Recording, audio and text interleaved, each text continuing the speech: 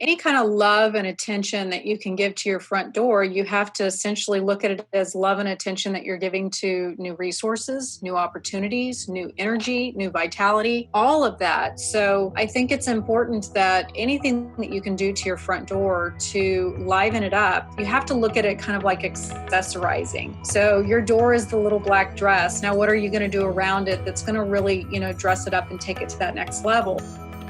Namaste. You're listening to the Savannah Podcast. Join us on an exploration of Eastern spirituality, yoga philosophy, and conscious living for the new age. This podcast is a production of SavannahSpirit.com, the best place to shop for unique clothing, spiritual handcrafted jewelry, healing gemstones, and fair trade gifts from the Far East. Now, here's your host, Brett Larkin.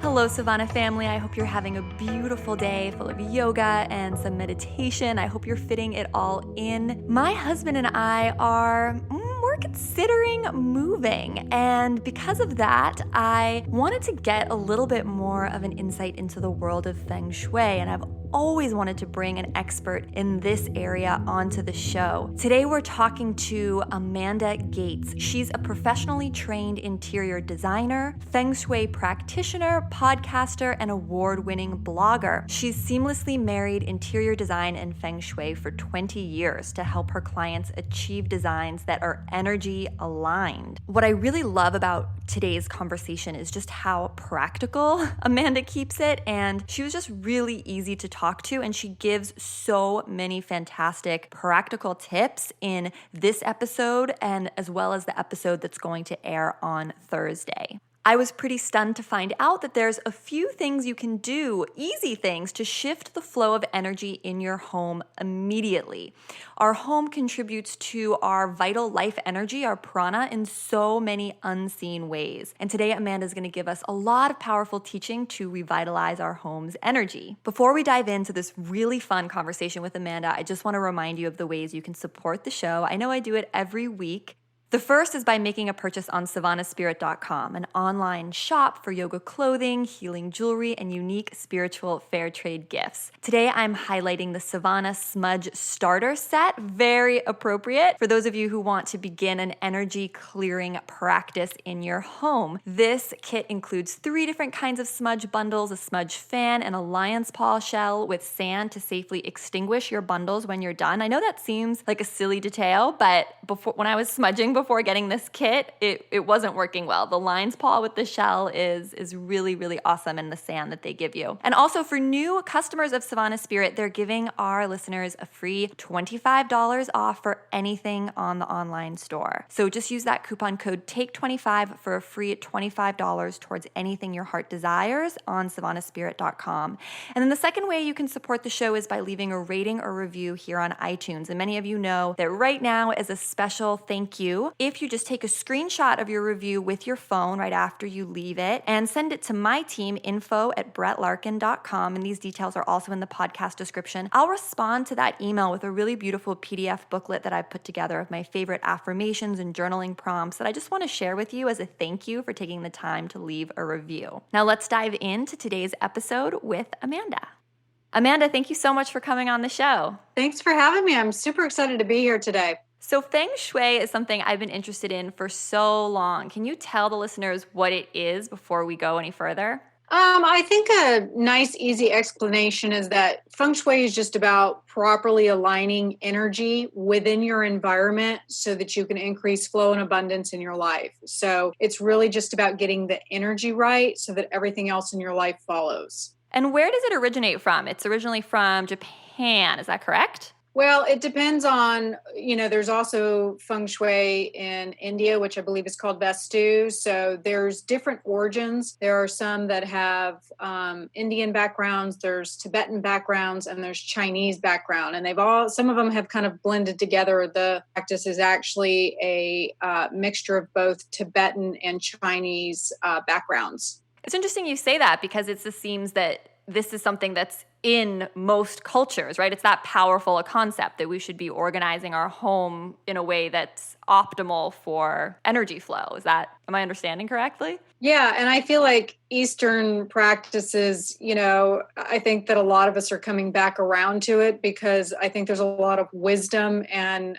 deep knowledge within it. These ancient practices that I think our Western culture has kind of poo-pooed because they can't see it or they don't understand it. But yeah, I think that there's a lot of wisdom and really common sense in a lot of it as well, that if you get the energy right, obviously things are going to flow better in your life. It's just like yoga. You just feel better when you do it. I love that. So I want you to give us a lot of practical tips because I know this can feel kind of overwhelming and esoteric for some folks. But before we do that, I want to dive a little bit more into this idea of the energy flowing well in your home and try to narrow down exactly what that means. So I'm assuming that means that I feel better in the space, that abundance, it's like this idea of, or I think of like Lakshmi in the Indian tradition, right? Like you're inviting in that idea of abundance and prosperity into your home when it's organized in a certain way. Can you go into a little more detail about like the energetics of all of this and what we're really talking about when we say improve the energy in your home? Yeah, probably a really easy way to explain it is imagine not being able to breathe. Imagine being suffocated, being in an environment where there's little air, like, what I would imagine Mount Everest to be like. If the energy is not flowing correctly in your home, it's, you don't have vitality. It's hard for you to thrive. It's hard for you to breathe. So the idea is to get the flow of energy, just like a river. You've got it dammed up, it's going to pool and it's going to become a lake. And so the idea is to keep the flow going. And so abundance cannot, I think a lot of people associate that with money, but abundance is literally all things of our health, our abundance of partnerships, abundance of knowledge, abundance of support. It's literally trying to revitalize and keep flow in all areas of our life to increase, health and well-being so that we feel just, really awesome every day. And if you don't look at your home as a possible solution, you're going to feel like you're stuck. You're going to feel like there's no forward movement and you're going to feel like you're suffocating. So can you give us an example of a house or an apartment or a home where it feels like you're suffocating? For example, like what comes to mind for me is maybe like someone who has a lot of stuff, like,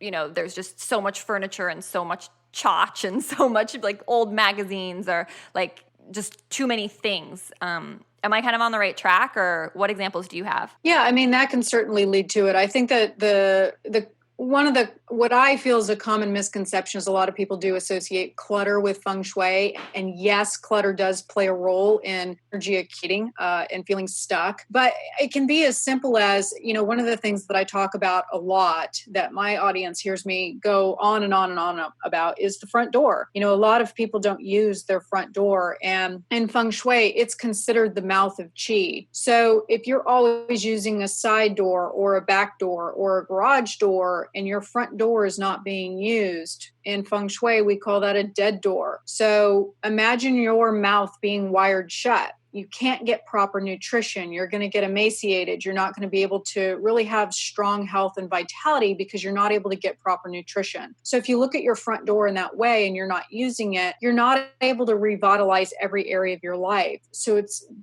that is going to cause the energy in your life to stagnate. You're not going to have forward motion. You're going to feel lethargic. You're not going to be able to, you may start having respiratory issues. Things are going to start accumulating because of that one little simple thing. So this is terrifying because we don't use the front door in my home at all.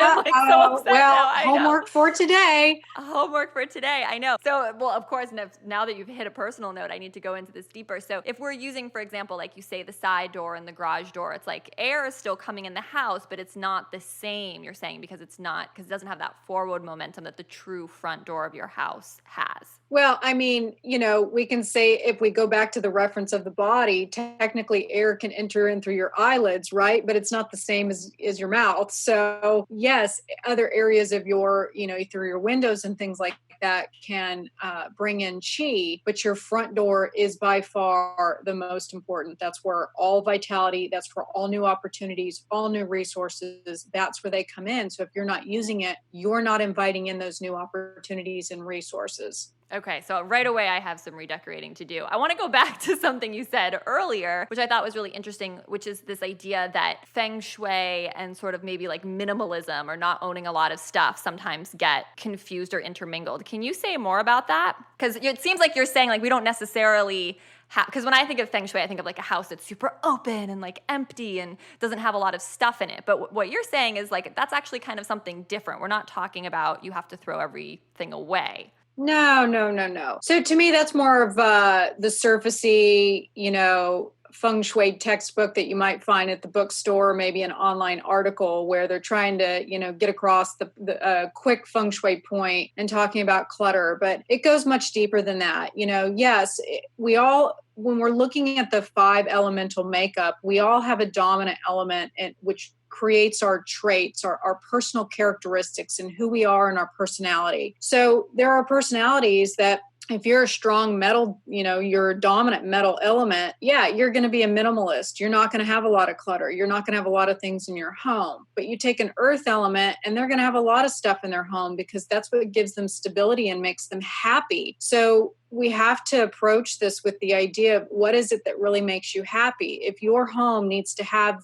what you consider the comforts of home, like your things and your tchotchkes, and if it's organized and it's pretty, there's no reason why you can't have that. That doesn't mean that it's bad feng shui. Fascinating. So do you want to talk us through a little bit the 5 elements that you mentioned? Would that be an interesting place to dive into? Sure. So we basically have 5 elements. And like I mentioned, we'll start with metal. And I have a Feng Shui elemental test on my website. I've got a free ebook if people are interested in learning what their elemental makeup is. There's also tests online that you can take a look at. But we'll start with metal. Metal tends to be someone who is very precise.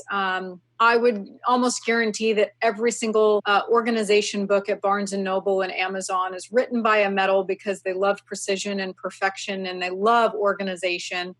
They're quite elegant and organization comes easy. If we look at a water element, waters tend to really like to dive deep into research and data, and they tend to be quite spiritual, and they can kind of go off into the abyss, and they're introverts and they love to be left alone. And they'll be that person at the party where they're standing in the corner and kind of watching everybody, kind of taking notes as to what everybody else is doing. And then the next element that we have is wood. And that's actually what I am. I'm a wood element. And so woods tend to be very actionary. We like to do things at a high rate of speed. And if people are too slow for us, we can get bored easily. And we tend to have piles, but we come up with big ideas. And actually water elements come up with big ideas too, but it's usually the woods that will put it into action because we like to do things to the point of exhaustion, actually. And then we have fire, which a lot of celebrities are fire elements. They tend to be very charismatic and gregarious and lively, and they're usually the extroverts at the party. And then finally, we have earth elements. Earth elements I always look at an earth element as the person who's in the kitchen. They love to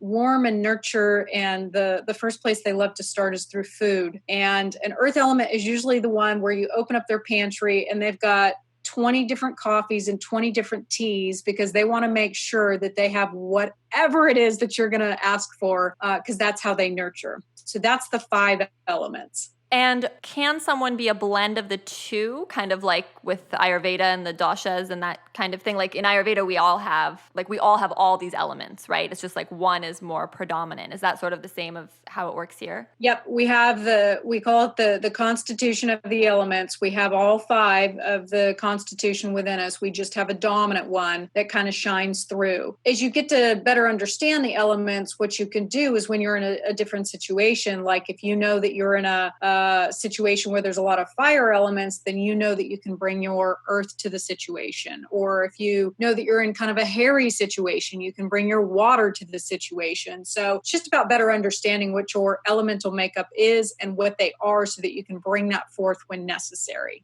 So let's take it back to the home. So say I know I'm a metal. Does that mean I might want to decorate my home or organize my home or even pick colors and patterns and things for my home in a specific way because that's what I am? Yeah, it absolutely is. So, a metal is definitely going to be more of a minimalist. They like things to be very clean and very organized. And so you're going to approach your home much differently than an earth element. And so somebody with my expertise can come in, and if things look a certain way, I can usually tell what the elemental makeup is. But the thing that's important to take into consideration is that our elements can also get out of balance. And so when our elements get out of balance, that's when, we can show up as frustrated or arrogant or exhausted or traits like that. So it's all about cultivating your chi on a daily basis through things like yoga and walks in nature, breath work, meditation, things like that.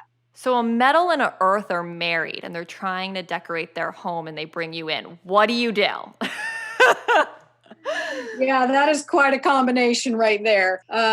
It's more of a compromise. It's going to be trying to create spaces that make the metal happy with the perfection and keeping things organized and, compromising with the earth element that we don't need 20 T's. Maybe we can knock it down to 7 or 8.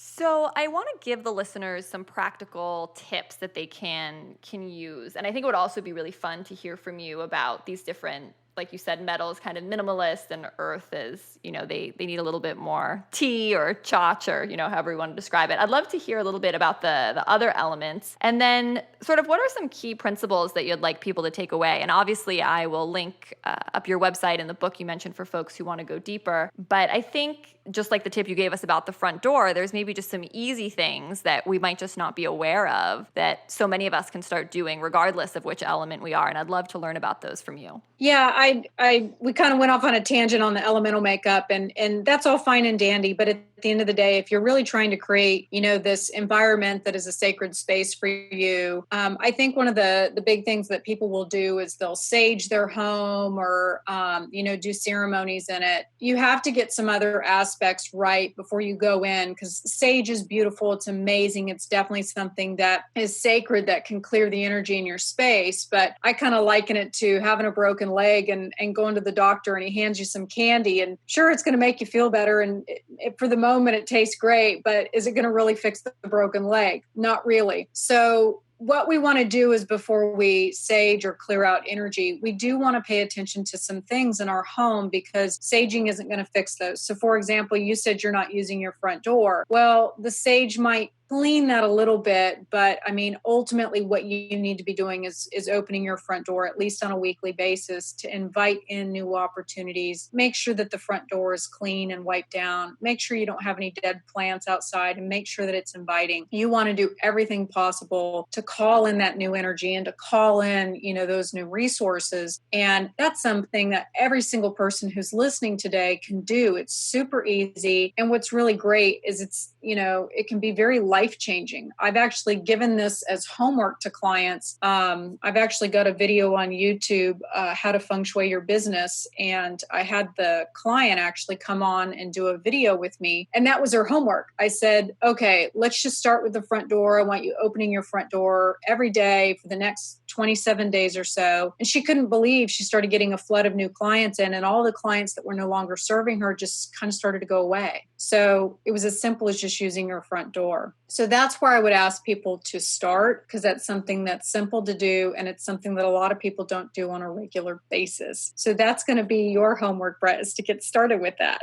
I know. I'm going to open it right after we get off this podcast. I'm curious, when we talk about front doors, is there additional things that people want to maybe consider with this? Like I know a lot of people hang wreaths on their front door, right? They have a special, a doormat for visitors or, just things like that. Do you have any tips around those aspects? Yeah, any kind of love and attention that you can give to your front door, you have to essentially look at it as love and attention that you're giving to new resources, new opportunities, new energy, new vitality, all of that. So I think it's important that anything that you can do to your front door to liven it up, you have to look at it kind of like accessorizing. So your door is the little black dress. Now, what are you going to do around it that's going to really, dress it up and take it to that next level? So you've got to make sure that you've got working light bulbs. That's another thing, is I always see people, they'll clean up their front door, but they've got 2 burnout light bulbs on their front porch, and they've been that way for 2 years just because they didn't want to go out there and change them out. So,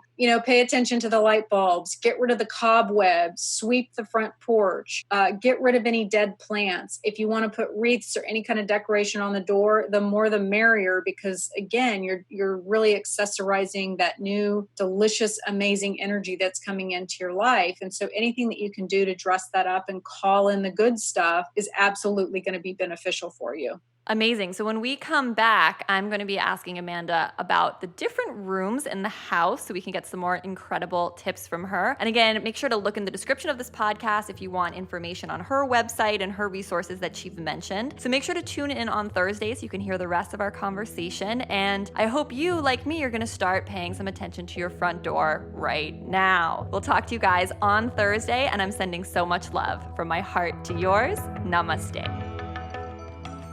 You've been listening to the Savannah Podcast. To find out more about Savannah, go to savannahspirit.com or follow Savannah on Facebook at facebook.com/Savannah Spirit. For daily inspiration, check out our blog at savannaeast.com.